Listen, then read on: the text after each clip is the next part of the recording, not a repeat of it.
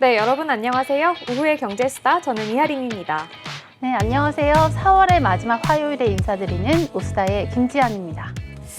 네, 4월의 마지막 거래일입니다. 4월 한 달 동안 이 각종 이슈의 경제 지표 발표의 실적까지 정말 이로저로한 이슈들이 정말 많았는데요. 오늘 우리 시장은 이제 목요일에 발표가 되는 미 연준의 FOMC에 대한 경계감을 좀 딛고 그래도 상승 출발을 해서 그 상승세를 유지하고 있는 모습을 보여주고 있습니다. 코스닥 현재 강보합권에 머무르고 있는 상황이고요.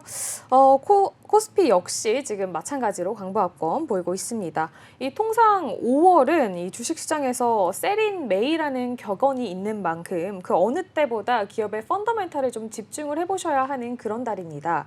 이 5월에는 팔아라라는 증시의 격언이 과연 이번 달에도 적중을 할 수 있을지 다양한 경제 지표가 모여있는 5월 한 달 동안에도 여러분들 여러 가지 이슈를 저희 오수다와 함께 귀 기울여서 들어봐 주시면 고맙겠습니다.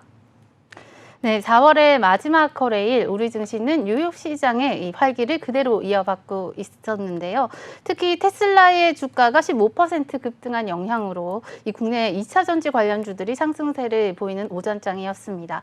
테슬라 그리고 자율주행 기술 관련 호재가 전기차와 자율주행 관련 종목들의 강세를 이끌고 있는 것으로 해석되는데요. 이 테슬라는 중국에서 완전 자율주행 출시에 대한 기대감과 일론 머스크의 중국 방문 그리고 이 중국 당국의 데이터 안전검사 통과 소식이 투자 심리를 자극하고 있는 것으로 보입니다.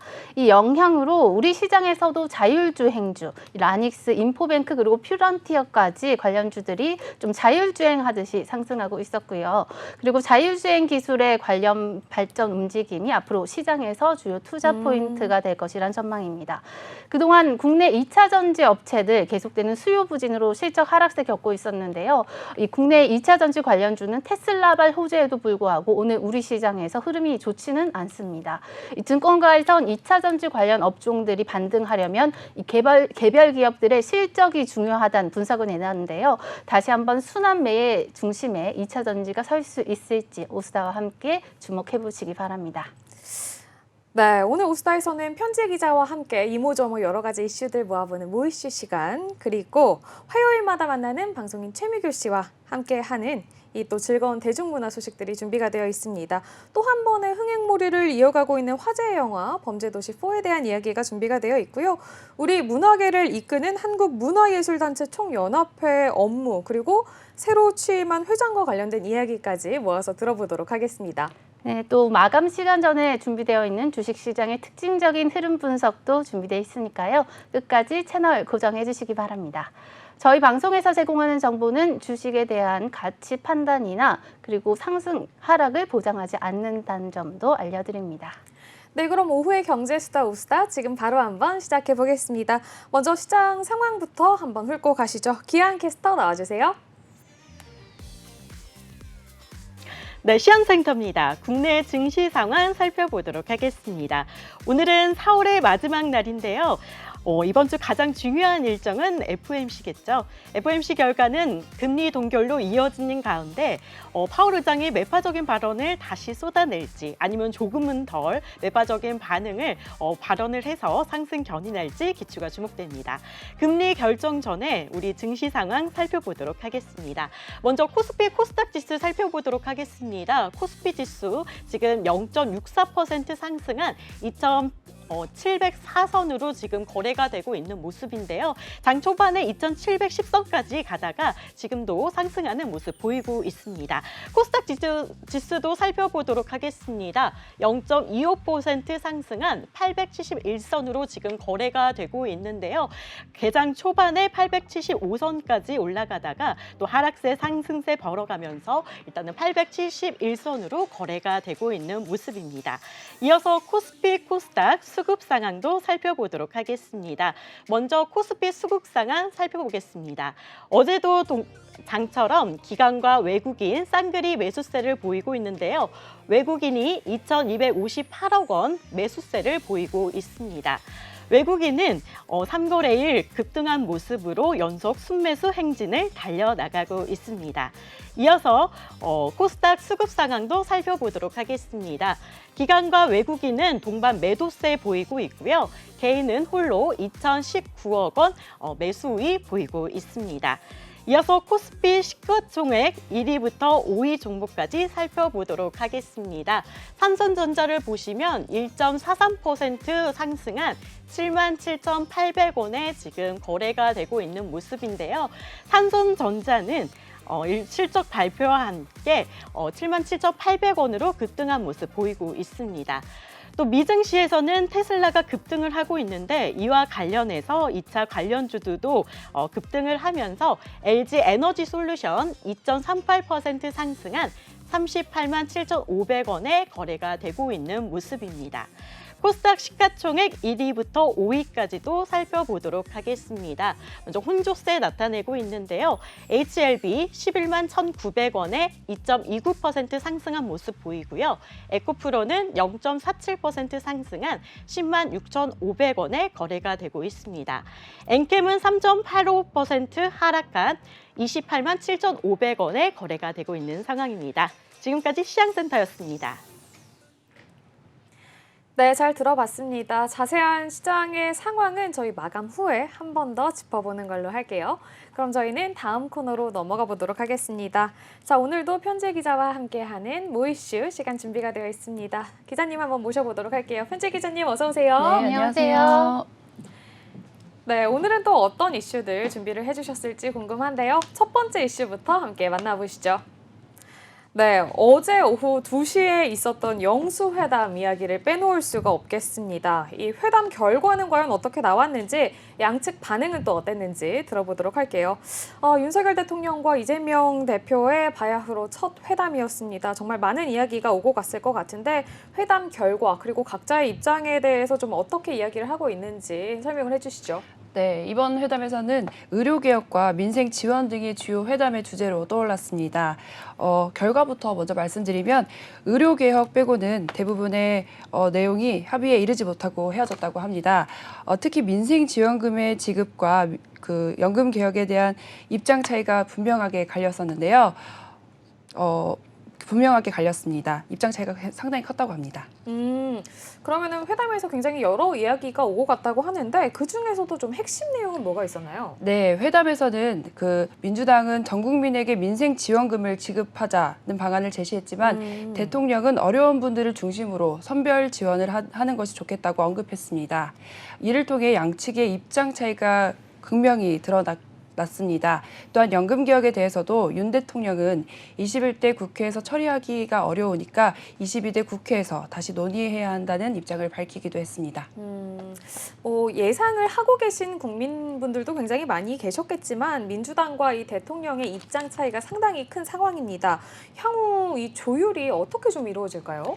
네, 양측은 향후 소통 방식과 시기에 대한 명확한 합의 없이 헤어졌습니다.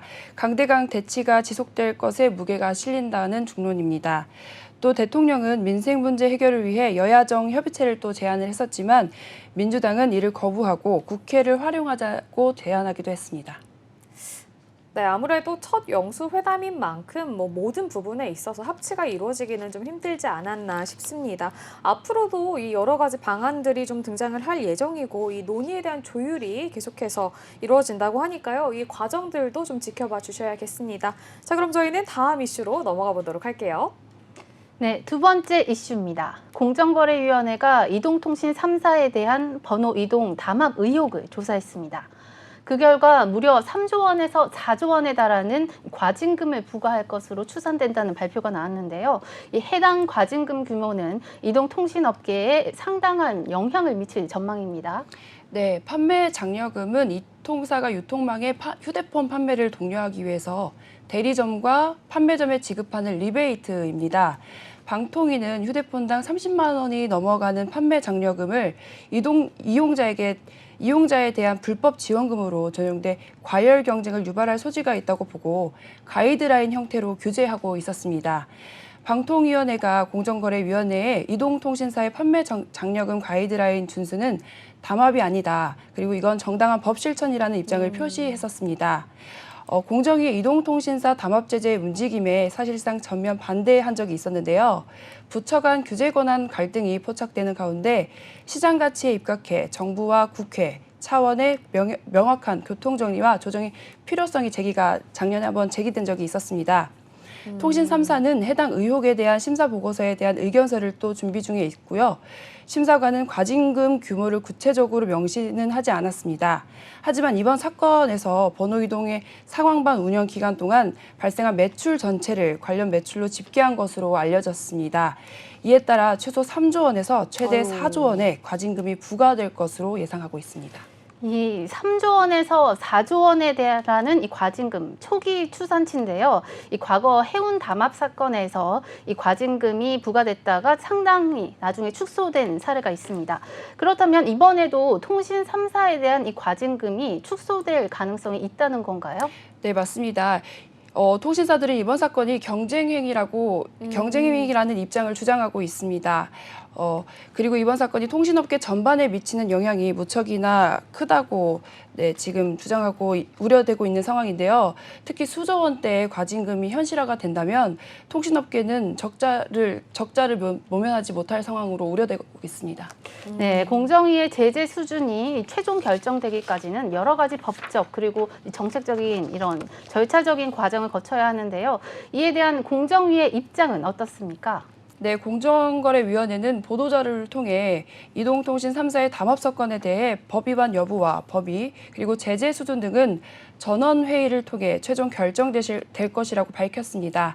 또한 법 위반이 인정된 경우에도 제재 수준은 담합으로 인한 경쟁 제한 효과, 통신시장 상황, 그리고 부당이득의 규모 등을 종합적으로 고려하여 결정될 것이라고 강조했습니다. 네, 향후 공정위의 이 최종적인 결정과 그에 따른 이동통신 시장의 변화를 주목해 보셔야겠습니다. 다음 이슈 전해주시죠. 네, 다음 이슈입니다. 이번에는 조달청을 상대로 약 1,600억 원대의 납품 비리가 적발이 돼서 재판에 넘겨진 사건이 준비가 되어 있다고 합니다. 이 서울 동부지법 형사 6부는 특정 경제범죄법상 사기 그리고 위계 공무집행방해 등의 혐의를 받는 인조 잔디 납품업체 공동대표 A씨와 B씨를 포함한 실무자 등 4명을 불구속 기소했다고 밝혔다고 하는데요. 자세한 내용 알려주시죠. 네, A씨 등은 학교 운동장이나 지자체의 그 체육시설 등에 사용되는 인조잔디를 조달청에 납품하는 과정에서 허위 시험 성적서나 원가를 부풀리는 등의 방법을 통해 납품 비리를 저질렀다는 것으로 알려졌습니다. 이에 검찰은 이 업체를 통해 더불어민주당 임종석 전 의원의 금품을 수수한 사건도 수사 중이라고 합니다. 아이고, 그러니까 이들 업체는 지금 조달청에서 이 우수 조달 물품으로 지정받은 제품이어야 하지만 조달 납품에 좀 유리하다라는 점에 착안을 해서 성능 시험조차 사실은 받을 수가 없었던 이 인조 잔디에 대해서 중소벤처기업부의 허위 시험 성적서를 제출을 해서 성능 인증을 지금 받았다는 말씀이신 거군요. 네, 그리고 이어서 조달청에서는 중소기업 벤처부의 성능 인증서 그리고 장애인 기업 확인서 허위 시험 성적서 등을 제출해서 인조잔디를 우수 조달 물품으로 지정받은 것으로 알려졌습니다. 이후 이 업체들은 위조된 거래 명세표를 이용해서 인조잔디 제조 원가를 또 부풀렸다고 합니다. 검찰은 이들 업체가 약 6년간 1,479회에 걸쳐 부풀려진 가격으로 인조잔디를 공공기관에 납품을 했고요. 총 1,665억 원의 상당을 편취했다고 밝혔습니다. 깜깜이 수의계약으로 6년간이나 진행했다고 하는데 관련 기관들은 위조 서류에 대해서 몰랐다는 부분이 좀 의아하긴 합니다. 그런데 검찰은 구속영장을 신청했지만 법원은 기각한 것으로 알려졌습니다. 검찰은 증거인멸시도나 도주의 우려가 충분하다고 보기 어렵다면서 검찰의 청구를 기각했지만 이들의 업체 대응을 어떻게 될지 주목하고 있습니다. 뒤늦게 확인을 하고 나서야 이제 재발 방지 대책을 세운 관련 기관들 좀 의문을 품지 않을 수가 없는 상황인 것 같습니다. 일단은 다음 이슈로 넘어가 보도록 할게요. 네, 마지막 이슈입니다. 최근 엔잡러라고 불리는 부업 쪽이 늘어나고 있다는 조사 결과가 나왔습니다. 통계청의 경제활동 인구 조사의 결과에 따르면 올해 1분기 부업을 한 경험이 있는 사람의 수가 전년 동기 대비 22.4% 증가한 55만여 명에 달하는 것으로 나타났다고 하는데요. 네, 그렇습니다. 이런 부업의 경향은 주로 청년층과 40대를 중심으로 나타나고 있습니다. 특히 청년층 부업자 수가 지난해 동기 대비 30.9%나 증가했고요. 40대 역시 27.7%의 증가세를 보였습니다. 부업을 하는 사람들이 이렇게 급격하게 증가한 배경은 뭔가요? 네, 주요한 이유 중에 하나는 플랫폼 일자리의 확산입니다. 플랫폼 일자리는 시간과 장소에 구애받지 않고 유연한 근무 환경을 또 제공하기 때문에 많은 사람들이 부업을 선택하고 있습니다. 네, 특히 유튜버 그리고 콘텐츠 제작자처럼 정보통신업 관련 일자리는 이 접근성이 높고 시작 비용이 낮아서 많은 사람들에게 인기를 끌고 있다고 하던데요. 네, 맞습니다. 하지만 이러한 부업으로 번 돈이 소득 개선에 큰 도움이 되고 있는지에 대해서는 아쉽게도 그렇지 않다는 경우가 많습니다. 올해 1월 한국노동연구원이 발표한 보고서에 따르면 슬프게도 복수 일자리 종사자들의 시간당 소득은 단독 일자리 종사자들보다 적은 수준이었습니다. 월 평균 소득은 294만 7천 원으로 단독 일자리 종사자보다 21만 원가량 더 많았지만 시간당 소득은 13,000원으로 16,000원 정도 더 적었습니다. 네, 정리하자면 일시적인 수입 증가는 있을 수 있지만 이 장기적인 경제적 안정성을 보장받기는 좀 어려운 현실이라는 건데요. 이 대부분의 부업은 또 비정규직이나 이 프리랜서 형태로 이루어진다는 걸 감안한다면 많은 엔잡러들이 좀 고용 안정성이 낮고 또 건강보험, 고용보험 같은 이런 사회보장 혜택을 받기 어려울 것 같은데요. 네, 국민연금이나 고용보험 가입 비율이 단독 일자리 종사자들에 비해 낮은 수준이었기 때문에 부업 종사자들 중에는 사회 안전망을 확보하기 어려운 경우가 많았습니다. 통상 엔잡러들의 주업과 부업 모두 근로 여건이 양쪽 다 좋지 못했고요. 불안정한 곳에 분포해 있기 때문에 보완 방안을 모색할 필요가 있다고 전문가들은 분석했습니다. 네, 이번 이슈에 대한 이 사회적인 관심과 정책적인 지원이 필요한 시점인 것 같습니다. 지금까지 편지혜 기자와 함께했습니다. 수고하셨습니다. 감사합니다.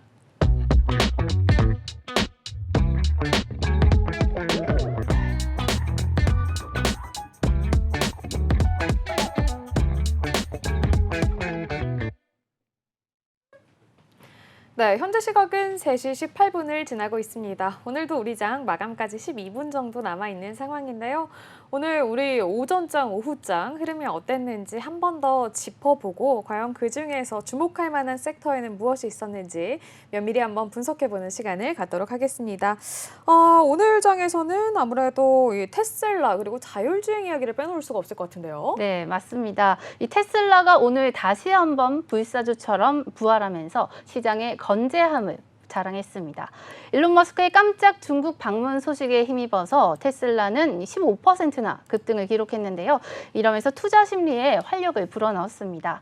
최근 감원과 사이버 트럭 리콜 이슈로 주춤했던 테슬라 주가가 어제 급등으로 다시 한번 시장의 스포트라이트를 받았는데요. 테슬라의 행보에 힘입어 국내 시장에서도 자율주행주들 흐름은 좋았지만 2차 전지 관련주들은 좀 기대에 못 미치는 모습이었습니다. 2차 전지 대장주 흐름 살펴보시면요.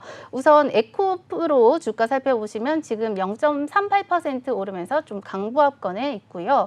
에코프로비엠도 지금 마이너스 0.42% 보이면서 약세를 보이고 있습니다. LG 에너지 솔루션 같은 경우에는 지금 오후장에서 2.64% 상승하는 모습이었는데요. 테슬라가 15% 급등한 것에 비하면 우리 시장에서 지금 2차 전지 관련주들은 이 상승세 흐름이 좀 큰 폭이지 은 아니다 이런 분석이 나오고 있습니다.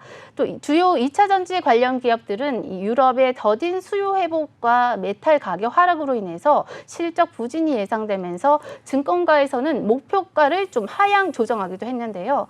반면 제일 MSN 같은 이런 코스닥 시장 상장주 같은 경우에는 좀 오늘 흐름이 좋았습니다. 이 제일 MNS 코스닥 시장 오늘 상장 첫날인데요. 이 급등세를 보이면서 시장에 주목을 받았습니다. 있습니다. 이 제일 MNS는 2차 전지 분야와 삼성 SDI 그리고 LG 에너지 솔루션 그리고 노스볼트 등 글로벌 기업의 믹싱 시스템을 공급하는 기업인데요. 오늘 아까 VR이 발동되기도 했었고 지금 현재가를 지금 살펴보시면 23.64% 상승 흐름을 보이면서 그래도 오후장에서 여전히 강한 흐름을 보여주고 있습니다. 또 마지막으로 또 살펴보시면 원택 오늘 주가 흐름이 좋습니다. 원택은 오늘 신규 상장주 116만여 주를 추가 상장한다는 공시가 나왔었는데요. 지금 현재 주가 흐름 살펴보시면 원택 같은 경우에는 지금은 오전장에서는 굉장히 흐름이 좋았었는데 지금 오후장에서 갑자기 흐름이 변해서 마이너스 0.86% 약보합권으로 변한 모습입니다. 네, 잘 들어봤습니다. 지난밤에 이 테슬라가 급등한 것에 대한 배경을 좀 짚어보자면 물론 테슬라가 이 실적 발표 이후에 실적이 별로 안 나왔음에도 불구하고 이 로보택시라든지 저가형 모델에 대한 기대감을 좀 시장에 심어주면서 이 상승한 배경을 꼽아볼 수도 있을 것 같은데요. 이 최근 들어서 또 하나의 이슈를 꼽아보자면 테슬라가 중국에 방문한 것을 한번 이야기를 해봐야 될 것 같습니다. 네. 이 일론 머스크는 바이든 대통령과 사이가 안 좋다는 것을 모두가 다 알고 있습니다. 그 대신에 중국과는 사이가 좀 좋은 편이라고 하는데요. 그 외 적의 적은 동지다. 이런 이야기가 있지 않습니까? 이 바이든 대통령과 좀 각을 세우는 만큼 오히려 이 중국과는 좀 굉장히 친하게 지냈다는 이야기가 전해지고 있습니다. 이번에도 이 일론 머스크가 중국을 찾아서 이 자신의 X, 그러니까 트위터 계정에 이 중국의 2인자라고 불리고 있는 리창 국무원 총리를 만난 사진을 올렸다고 하는데요. 이 리창 총리를 만나게 되어서 영광이다. 우리는 이 상하이에서부터 알고 지낸 사이다. 이렇게 좀 친밀감을 표시를 했다고 합니다. 이런 중국 정부와의 긴밀한 관계를 바탕으로 이제 테슬라가 중국 시장에 FSD를 출시하는데 걸림돌이 됐었던 주요 규제 문턱을 넘었다는 소식이 또 이어서 전해졌는데요. 이 FSD는 그러니까 말하자면 Full Self Driving 소프트웨어입니다. 이 사실은 이 FSD에 대해서 테슬라는 무려 4년 전부터 이미 생산을 하고 있었는데 중국의 규제 문턱을 넘지 못했기 때문에 출시까지는 이루어지지 않았던 그런 시스템이거든요. 이 FSD는 주행 보조 기능인 오토파일럿과는 좀 한 단계 더 발달이 되어 있는 소프트웨어로 이 테슬라에서는 이 별도로 판매 중인 제품이라고 합니다. 완전 자율주행이란 이름을 붙이기는 했는데요. 여전히 운전자의 개입을 좀 필요로 하는 이 보조 시스템이라고 하고요. 이 테슬라는 이 중국의 데이터 안전 검사에서 적합 판정을 받았다고 합니다. 이 중국에서는 이런 규제 문턱이 굉장히 높기 때문에 공공기관이라든지 공항이라든지 고속도로 등에서 이 운행을 할 때는 아무래도 이 장치의 개발 범위가 어느 정도 되어 있는지를 굉장히 중요하게 본다고 하고요. 또 테슬라 같은 경우에는 이 중국의 포털업체인 바이두와 이 지도 제작 그리고 내비게이션 부분에 있어서 협업을 할 것이다 이렇게 전하기도 했다고 하는데 그 이유를 또 꼽아보자면 중국은 이 모든 지능형 운전 시스템에 있어서 아무래도 이 지도 제작 기능을 꼭 가지고 있어야 한다 이렇게 보고 있다고 합니다. 또한 외국 기업 같은 경우에는 중국 기업과 이 파트너십을 맺어야지만 가능하게 해준다고 하는데요. 테슬라가 바이두와 손을 잡는다고도 하고 이 규제의 문턱을 또 넘었다고도 하니까 앞으로는 이 테슬라 좀 지켜봐도 좋지 않을까? 이런 기대감이 시장에 번진 것으로 풀이가 되고 있다고 하네요. 네, 테슬라가 말씀하신 것처럼 이 시장에 또 한 번의 주목을 받고 있습니다. 이번에는 중국 시장이 그 화제의 중심인데요. 미국에서는 이미 2020년부터 도입됐던 이 완전 자율주행 기능이 중국 시장에서는 그동안 이 규제 장벽으로 인해서 도입되지 못했습니다. 그러나 일론 머스크의 최근 중국 방문이 이 문제를 해결할 실마리를 제공했고 이로 인해서 테슬라의 중국 시장에 대한 진출에 대한 기대감이 더 커지고 있습니다. 이 기대감은 주가 상승에도 고스란히 반영이 됐는데요. 이제 테슬라가 중국에서 FSD를 펼치면서 새로운 시장을 정복할 수 있을지 지켜보시는 게 이 투자의 포인트라고 할 수 있겠습니다. 네, 그러면 연결해서 다음 이슈를 좀 보도록 하겠습니다. 자율주행, 과연 도로를 정말 바꿀 수 있을 것이고 내 계좌도 바꿀 수 있을 것인가 살펴봐야 될 것 같은데요. 사실 자율주행에 대한 논란들은 여전히 있는 상태입니다. 기계를 과연 어디까지 믿을 수 있을 것인가 이 기계가 절체절명의 순간에 예를 들어서 인간의 이 생명을 선택해야 하는 순간에서 과연 이 어떤 로직으로 판단을 한다는 것이 맞는가? 이런 좀 고민들이 많이 되는 분들이 많으실 것 같습니다. 이 업계에서 이른바 미치광이로 불리고 있는 일론 머스크는 자율주행을 믿지 않으면 테슬라에 투자하지 말아라. 이렇게 좀 강력하게 얘기를 하면서 오히려 자신감을 드러내기도 했다고 하는데요. 테슬라의 완전 자율주행, 이거 과연 어디까지 믿어도 될까요? 저는 그 부분에서 굉장히 궁금한 생각이 듭니다. 사실 국내에서는 완전 자율주행이 법적으로 용인되지도 않은 상태고요. 자율주행 레벨 3까지만 용인이 되어 있는 상태라고 합니다. 이 레벨 3부터는 사람보다도 이 시스템 자체가 운전의 주도권을 가지고 있는 상황이다 보니까 사실 우리나라에서는 아직 자율주행 레벨 3의 차량은 출시가 되지도 않았죠. 이런 부분들도 좀 체크를 해보셔야 되지 않을까 싶습니다. 네, 오늘 우리 시장에서 자율주행 관련주 테슬라에 힘입어서 정말 활기를 띠고 있습니다. 그중에서도 라이콤 그리고 라닉스 그리고 인포뱅크들이 그 주인공이라고 할 수 있겠는데요. 라이콤은 중국에서 테슬라에 대한 데이터 안전 검사에서 좀 좋은 소식을 받았다는 영향에 이런 소식이 라이콤의 기술력과 시장 위치를 다시 한번 확인시켜주는 계기가 됐습니다. 라이콤 주가 지금 살펴보시면 지금 9% 넘게 오름폭을 확대하더니 지금은 또 12% 마감 앞두고 뛰어 올랐고요. 또 라닉스도 한번 살펴보겠습니다. 라닉스 같은 경우에는 라닉스는 이 자동차, 사물, 인터넷 핵심 기술인 무선통신과 이 보안 인증 관련해서 시스템 반도체, 소프트웨어, 하드웨어 솔루션을 개발하고 사업하고 있어서 이 분야의 토탈 솔루션 제공업체로 주목받고 있는데요. 오늘 오후장에서 6% 넘게 상승하면서 또 주목을 받고 있습니다. 일론 머스크가 이번에 중국을 방문을 함으로써 확실히 자율주행 관련 테마에 대한 이 실질적인 변화 그리고 기대감에 대한 바람이 분 거는 사실인 것 같습니다. 말씀을 해주신 대로 오늘 장에서 자율주행 차들의 흐름이 굉장히 좋았고요. 이 전반적으로 자율주행 대표주로 불리는 종목군들의 흐름도 눈여겨볼 만하지만 또 2차 전지의 업황이 아직 회복되지 않았음에도 불구하고 이 자율주행과 관련된 기대감에 오늘 시장에서 2차 전지 생산과 관련된 이 종목군들은 또 흐름이 괜찮았습니다. 현재도 시장에서 한번 살펴보시면 삼성 SDI와 LG 에너지 솔루션 같은 경우에는 각각 2%대, 3%대 상승 흐름을 보이고 있는 상황인데요.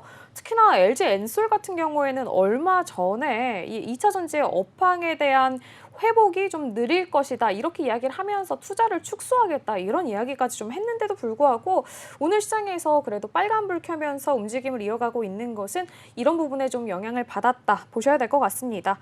하지만 과연 이 테슬라가 중국 내에서 얼마나 공고하게 그 지위를 확보할 수 있을지는 계속해서 좀 지켜보셔야 될 것 같습니다. 네. 중국 내에서 자체 생산하고 있는 중국 전기차들 당연히 있습니다. 뭐 비아디는 말할 것도 없고요. 특히나 비아디 같은 경우에는 테슬라의 가장 큰 라이벌 경쟁사로 꼽히기도 하는데 이 정부가 이 중국 경제를 살려야 하는 상황 속에서 과연 이 중국 국민들의 여론을 의식하지 않을 수는 없지 않을까. 그렇다 보면 당연히 자국의 전기차들을 더 밀어주지 않을까 이런 생각이 좀 들기도 합니다. 그렇기 때문에 일론 머스크와 아무리 친하다고 해도 이런 자율주행 밀월 무조건 믿고 내가 그냥 묻어두고 간다 이렇게 생각하는 거는 좀 위험하지 않을까라는 생각도 좀 있는 상황이네요. 네, 테슬라의 자율주행 기술이 또 시장에서 큰 기대를 모으고 있지만 잊을만 하면 발생하는 이 자율주행 관련 사고들도 주의를 요구하는데요. 이 관련 규제가 완화됐다는 건 굉장히 좋은 흐름이지만 이 자율주행이 안전하고 편리한 이동수단으로 자리 잡기까지는 여전히 많은 과제가 남아 있습니다. 네, 오늘은 테슬라의 이 깜짝 급등의 배경으로 일론 머스크의 중국 방문 그리고 이에 따라 상승하고 있는 자율주행 관련주들 이야기 그리고 여기에 연결이 되어 있는 2차 전지 업황과 이 관련된 종목 이야기까지 함께 짚어봤습니다. 오늘 우리 시장 상황은 지금 현재 보합권에서 움직이고 있다라고 전달을 해드릴 수가 있고요. 장 마감을 앞두고 있는 상황인데 오늘 시장에서는 자율주행 그리고 화장품주들도 나쁘지 않았고 전반적으로 좀 살펴볼 만한 섹터들이 있으니까요. 저희는 시장 마감 상황 살펴보고 잠시 후 다시 돌아와서 설명해드리도록 하겠습니다.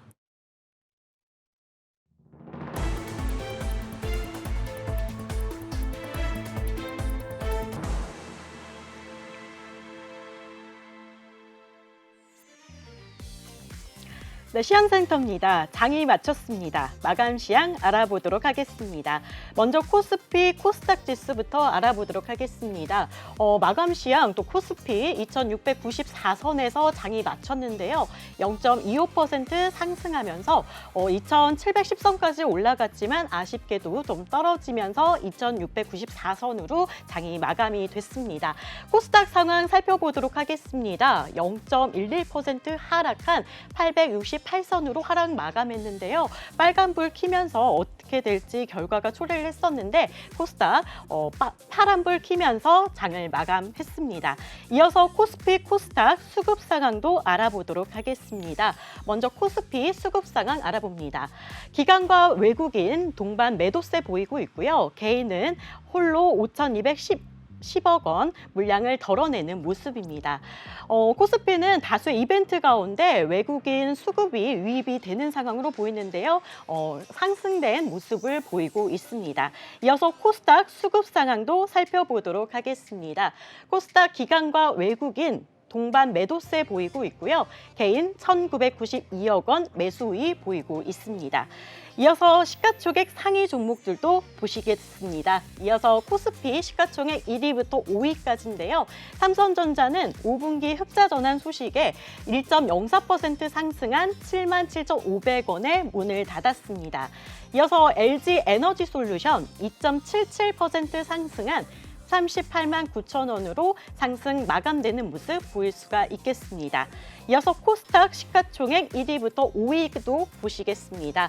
에코프로는 0.19% 상승한 10만 6,200원에 문을 닫았는데요. 오늘 2차 전지 관련주가 급등을 하면서 에코프로 관련해서 상승된 모습을 보여주고 있습니다. 지금까지 시황센터였습니다. 네, 잘 들어봤습니다. 오늘 우리장 이 초반 흐름은 좀 괜찮았는데 이 막판에 좀 보합권에서 양시장 모두 마무리가 되는 모습으로 정리가 됐고요. 앞서서 설명을 해드린 것처럼 자율주행 관련주들 흐름 괜찮았고 2차 전지 관련주들도 흐름이 나쁘지는 않았습니다. 그 와중에 또 특별히 눈여겨볼 만한 이 특징주들이 있는지 몇 가지 좀 꼽아보도록 하겠습니다. 앞서서 잠깐 이야기를 했었는데 오늘 시장에서 이 연휴 앞두고 화장품 관련주들이 또 굉장히 뜨거웠다면서요? 네, 맞습니다. 올해 1분기 외국인 관광객 수가 340만 명을 돌파하면서 화장품 업종에도 봄바람이 불고 있습니다. 특히 3월 기준으로는 코로나 이전, 그러니까 2019년 수준의 97%까지 수요가 회복됐는데요. 이는 4월까지 이어지면서 화장품 수출이 전년 대비 24% 증가한 4억 7,500만 달러에 달하는 성과를 기록했습니다. 미주와 일본 그리고 홍콩 시장에서는 특히 스킨케어 제품의 강세가 두드러졌는데요. 하나증권은 이런 글로벌 수요 회복세가 앞으로 긍정적인 영향을 미칠 것이라고 내다봤습니다. 특히 우리 대표 화장품 기업 아모레퍼시픽 실적도 오늘 굉장히 좋았는데요. 아모레퍼시픽은 올해 1분기에만 영업이익을 722억 원 기록하면서 호실적을 공개했었죠. 이런 성장세는 삐아 그리고 뷰티스킨, 마녀공장, 토니모리 같은 다른 화장품 종목들에게도 상승세를 불러일으켰습니다. 오늘 장에서 우리 아모레퍼시픽 종가 어떻게 형성됐는지 살펴보시면요. 아모레퍼시픽은 16만 9,500원의 종가를 만들었고요. 삐아가 굉장히 큰 규모로 오늘 올랐습니다. 오늘 상한가에 등극을 했었는데 30% 넘게 오르면서 18,330원의 종가를 만들었습니다. 그리고 오늘 마녀공장도 흐름이 굉장히 좋았습니다. 20% 가까이 오르면서 23,450원의 종가를 형성했습니다. 네, 잘 들어봤습니다. K-뷰티 어디 가서도 안 빠지죠. 우리나라 화장품들 너무너무 잘 나가고 있고요. 또 우리나라도 내일은 휴장일입니다. 5월 2일 이 노동자의 날을 앞두고 저희 나라의 이 양시장도 휴장을 하게 되는데 이 중국이나 일본 같은 경우에도 이 노동절을 낀 상태로 황금 연휴가 이어질 예정이라고 하네요. 일본 같은 경우에는 최장 10일까지 이제 쉴 수 있다고 하는데 그 기간에 이제 일본인이나 중국인들이 가장 많이 방문하고 싶은 나라가 어딘지 조사를 해봤더니 1위가 한국이라고 꼽혔다고 합니다. 역시. 그렇게 된다면 화장품들의 이 상승 흐름이 당분간 좀 더 이어지지 않을까 이렇게 좀 기대를 해보셔도 좋을 것 같고요. 그리고 오늘 시장에서는 또 전선주들이 뜨거웠습니다. 이 구리 가격이 도무지 꺾일 줄을 모르고 오르고 있는 상황이고 AI 붐을 타고 이 전선, 전기 앞으로 계속해서 많이 쓸 것이다. 수요의 증가에 대한 기대감도 꺾이지 않는 상황이라고 하는데요. 그러다 보니까 최근 들어서 좋은 흐름 보이고 있었던 전선주들 오늘 시장에서 다시 한번 빨간불 켜면서 상승 흐름 이어갔습니다. 오늘 시장에서는 LS 에코에너지 시장에서 11%대 상승하면서 마감을 했는데요. 33,300원의 종가를 형성했다고 하고요. 이 KBI 메탈도 이어서 보시겠습니다. 오늘 장에서 14%대 상승하는 흐름 보여줬네요. 최근 들어서 이야기 많이 나왔었던 대원전선과 가온전선도 오늘 시장에서 다시 한번 상승 흐름 보여주고 있습니다. 이 전선주들은 오늘 시장에서 모든 종목분들이 상승을 했다기보다는 최근 들어서 많이 상승했기 때문에 이 조금 조정이 나온 이 종목들도 있지만 전반적으로는 이 빨간불 켠 좋은 상승의 흐름을 이어갔다. 이렇게 보시면 될 것 같습니다. 그리고 앞서서 이 부분도 조금 이해를 해봐야 될 것 같은데요. 앞서서 잠깐 이야기가 나왔었는데 이 삼성전자가 1분기 실적을 이제 발표를 했습니다. 지난번에 잠정 실적이 나오기는 했었지만 이번에 이제 실적이 명확하게 발표가 된 거고요. 반도체가 5분기 만에 흑자 전환에 성공을 했다고 합니다. 이 말인즉슨 이 반도체 업황이 이제 정말 공고하게 턴어라운드 됐다. 반도체의 기나긴 겨울이 끝났고 앞으로는 이 업황이 계속해서 성장할 가능성을 두 눈으로 확인을 했다. 이런 의미를 담고 있다고 보셔야 될 것 같은데요. 그렇기 때문에 최근 시장에서 이 삼성전자 조금 주춤한 흐름을 보이고는 있었지만 장기적으로 판단을 해봤을 때는 앞으로 나아가는 2분기, 3분기의 실적은 더 기대를 해봐도 좋지 않을까 이런 전망이 좀 나와 있는 상태고요. 대형주 삼성보다도 이 그 안에 있는 다른 반도체 관련 종목들 역시 이 다음 분기 대비해서 이번 분기에서 보여주고 있는 이 기대감들만으로도 이 많은 분들이 아마 앞으로 시장 전망 괜찮지 않을까 이렇게 살펴볼 만한 좋은 재료가 됐을 것이라고 생각을 해볼 수가 있을 것 같습니다. 이렇게 오늘 저희 특징주로 이 화장품 관련주들 그리고 전선 관련주 삼성전자 이야기 짧게 한번 해봤고요. 그러면 저희는 이어서 다음 코너로 넘어가 보도록 하겠습니다. 자, 오늘은 화요일입니다. 이 매주 화요일은 트렌드를 만나는 시간, 여러분을 좋아하시는 이 대중문화 관련된 소식 만나는 시간이죠. 네, 이분을 생각하면 이 컬러가 생각납니다. 핫핑크 같은 여자 방송인 최미규 씨와 함께합니다. 안녕하세요. 안녕하세요. 안녕하세요. 네. 감사합니다. 네, 오늘도 정말 화사한 옷을 입고 나와주셨는데요. 이 시청자분의 마음까지 이렇게 화사하게 해주실 여러 가지 이야기를 들고 와주셨다고 합니다. 그러면 첫 번째 질문부터 한번 드려보도록 할게요. 또 한 번 흥행몰이를 하고 있는 영화 범죄도시 4에 관한 이야기입니다. 와, 지난번에 저희가 개봉 영화 이야기를 하면서 잠깐 소개를 했었는데 저 아직 못 봤는데 벌써 관객이 지금 400만 명을 돌파했다고요? 네, 영화 범죄도시 4가 개봉 5일차에 동원 관객 400만 명을 돌파했습니다. 올해 개봉작 중에 최단기간 흥행입니다. 오. 28일 배급사 플러스엠 엔터테인먼트에 따르면 범죄도시 4는 이날 오후 3시 20분 기준 누적 관객 수 400만 3,981명을 기록했습니다. 토요일인 27일에만 121만 9,040명이 이 영화를 보기 위해 극장을 찾았습니다. 이는 범죄도시 3가 지난해 6월 3일 기록한 일일 관객 수 116만 2,564명을 뛰어넘는 수치로 시리즈 최다 일일 관객 수이기도 합니다. 어머. 여기서 박수를 쳐야 될 것 같아요. 축하합니다. 네. 범죄도시 4는 시리즈 누적 관객 수가 3천만 명이 넘는 인기 프랜차이즈입니다. 2017년 개봉한 1편은 청소년 관람 불가 등급임에도 688만 명 관객을 모았습니다.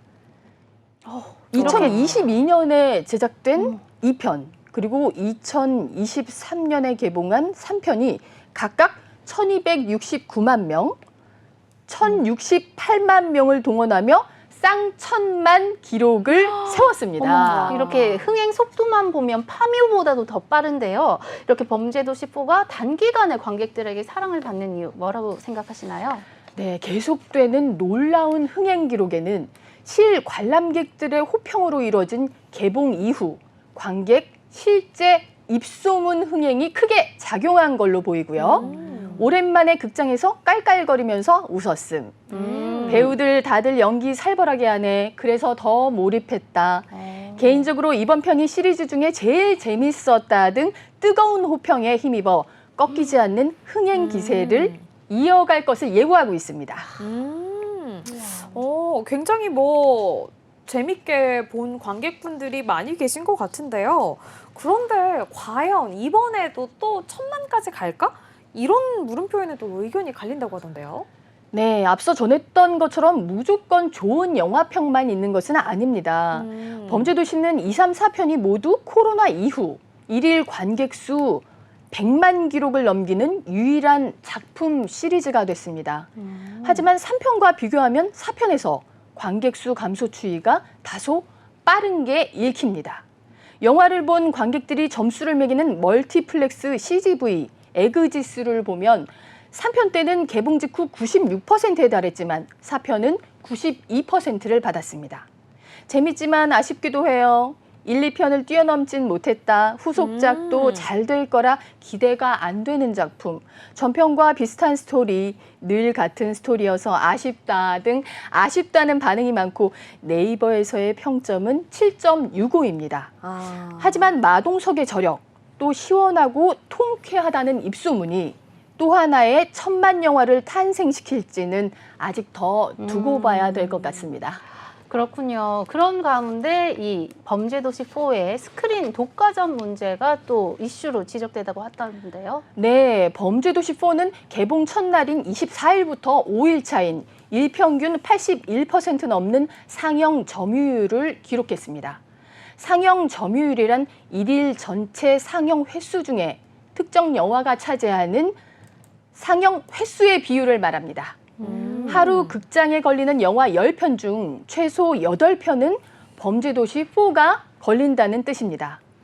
범죄도시 4의 일평균 상영 횟수는 16,358회에 달합니다. 그럼 영화 보러 가면 범죄도시밖에 안 걸려 있는 거예요? 그렇죠. 다른 다양한 영화를 보고 싶은데 예를 들어 저는 어저께 봤다. 그런데 오늘은 또 시간이 돼서 갔는데 내가 보고 싶은 영화가 별로 다양하게 없는 거예요. 차지를 많이 하고 있다 보니 상영관을 차지를 많이 하고 있다 보니까 쌍천만 시리즈의 속편으로 흥행이 충분히 예상되는 만큼 각 극장들은 범죄도시 4의 상영관을 몰아줬습니다. 극장과 매출이 코로나19 팬데믹 이전의 절반 수준인 상황에서 많이 닫았죠. 네. 관객의 선택이 확실한 영화의 상映 기회를 준 것입니다. 극장 측에서도 또 어쩔 수 없었을 거예요. 그렇죠, 아무래도. 네, 이렇게 되면 비슷한 시기에 개봉한 다른 영화들은 이른바 황금 시간대에 상영되지 못하면서 제작자도 손해를 보고요. 또 관객도 선택의 폭에 제약을 받기 때문에 손해를 보는 구조가 될 수밖에 없는 현실입니다. 한국 영화의 다양성과 상생을 위해서 이렇게 한 영화가 너무 많은 상영관을 독식하는 부분은 반드시 개선돼야 하겠죠? 네. 맞습니다. 물론 아는 맛이 무섭다고 이 내용이 좀 전편들이랑 유사성을 띠지만 오히려 그런 점이 더 흥행하는 데는 좋은 요소로 작용을 하기도 하잖아요. 아마 네. 기대하고 보시는 분들이 많이 계실 것 같기는 한데 그럼에도 불구하고 다양한 영화를 원하는 이 선택지를 원하시는 관객분들이 많이 계실 것 같으니까 그런 부분들은 앞으로 좀 더 나아졌으면 하는 바람이 또 듭니다. 끝으로 저희 문화계 소식 하나 더 짚어보도록 할게요. 한국예술문화단체 총연합회, 이제 줄여서 예총이라고 하죠. 예총에 조강훈 회장이 새로 취임을 했다고 합니다. 이 조강훈 회장은 어떤 인물인가요? 네, 조강훈 신임 회장은 1961년 전남 순천 출생으로 1985년 조선대학교 미술대학 회화과와 1994년 소피아 국립예술학교 예술대학교 파인아트 마스터 디그리를 졸업했습니다. 1996년부터는 순천대, 조선대, 경기대학교 등에서 외래 교수를 했으며 2005년부터는 2년간 한국미술협회 고양 지부장도 지냈습니다. 또한 2022년 대한민국 미술대전 운영위원장을 했으며 개인전 13회, 그리고 키아프, 스와프, 서울 오픈 아트페어, 화랑미술제, 휴스턴 아트페어, 쾰른 아트페어, 북경 아트페어 등 국내외 단체전과 초대전에 300여 회 참가했고요.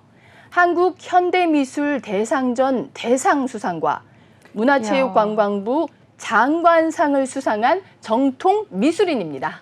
정말 경력이 어마어마하신 분 같은데요. 이런 분이 신임 회장으로 취임했다는 이 한국예총, 어떤 단체인지 좀 짧게 소개해 주시죠. 네, 1961년 설립된 사단법인 한국예술문화단체 총연합회는 전통과 현대가 공존하고 전문 아티스트부터 문화예술 관련 교육자까지 다양한 회원으로 구성된 조직입니다. 한국예총은 건축, 국악, 무용, 문인, 미술, 사진, 연극, 연예, 영화, 음악에 달하는 10개 회원협회로 전국 광역시도 및 시군의 171개 연합회로 구성되어 있습니다. 미국과 일본에 지회를 두고 있기도 하는데요. 회원 수만 130만 명에 달한다고 합니다. 와, 회원 수만 130만 명이라니 정말 엄청난 규모가 아닐 수 없습니다. 앞으로 이 한국예총을 이끌 조강훈 회장, 그러면 앞으로 이 한국예총을 위해서 어떤 부분을 좀 어떻게 바꾸고 앞으로 좀 장기적으로 어떻게 이끌 것인지 좀 전한 내용이 따로 있을까요? 네, 29대 신임 회장에 오른 조강훈 회장은 예술의 힘으로 다시 뛰는 대한민국을 만들겠다라고 포부를 밝혔습니다. 이어 그는 10개 회원협회의 개성을 살리면서도 시대의 흐름에 맞춰 장르를 넘어선 융복합 시대에 대응해 나간다는 방침이라고 설명했습니다. 조 회장은 한국예총이 K컬처의 구심점 역할을 해야 한다는 입장도 밝히면서 현재 K컬처 교육 시스템과 프로그램을 개발 중이라고 덧붙였습니다. 그는 야구단, 배구단 등 스포츠단처럼 기업의 후원으로 예술단을 만들어 기업 홍보뿐만 아니라 기업과 예술이 윈윈하도록 해야 한다는 입장도 내놓았습니다. 조 회장은 임기 내 예술문화올림픽인 서울국제예술문화축제도 추진한다는 방침입니다. 월드컵이나 올림픽처럼 각 대륙별로 특성화된 예술문화를 한 곳에서 볼 수 있게 축제를 열자는 것입니다. 오, 너무 좋은데요? 이거 올림픽이나 월드컵 같은 경우에도 이 체육 문화의 증진을 위해서 4년마다 개최가 되는 만큼 지금 추진하고 있다고 말씀을 해주신 서울국제예술문화축제 같은 경우에도 만약에 성공적으로 이게 진짜 추진이 된다면 우리가 정말 예술 문화 증진에 있어서 굉장히 큰 획을 긋는다라고 볼 수도 있을 것 같고 대중들이 좀 편안하게 다양한 문화 예술을 접할 수 있는 기회가 되지 않을까 이렇게 좀 생각을 해볼 수도 있을 것 같습니다.